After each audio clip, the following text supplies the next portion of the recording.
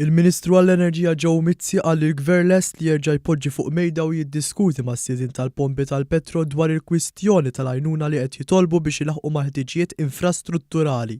F'kummenti ma' One News wara li l-GRTU qalet li s-siedien qed jikkonsidraw li jistrajkjaw jekk ma jkun hemm żidiet fil-qlieħ mill-fuel, il-Ministru saħaq li mhux ser jieħu l-ebda deċiżjoni li ser tkun ta' detriment għall-konsumatur. Talbiet li għamlu il-GRTU fisser li jkollu jolla il-prezz tal-fuel.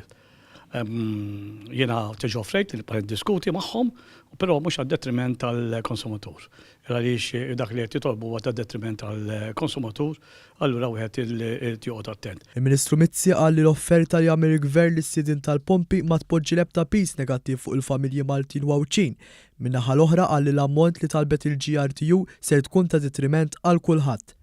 Fakkar li fl-2011 l-Awtorità Maltija għar-Riżorsi kienet ta' żieda fil-qlieħ mill-fuel lill-pompi bil-kondizzjoni li dawn ikopru l-investimenti strutturali li għandhom isiru sal-2020. Bħala gvern offrejna iżra over dik li kien hemm FTM fit-2011 u allura aħna din iżida li qed nofru li ma tagħmilx ħanejtek ma tkunx tapis la għall-familju laqqas għall-businessman ħanejtek.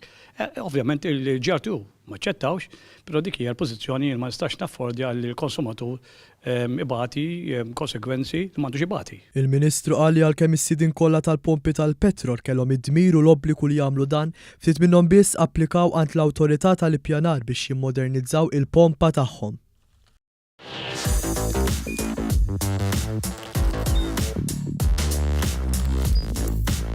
Idħol fuq one.com.mt u hemmhekk tista' tara l-programmi kollha li jxandru fuq One permezz ta' One Play.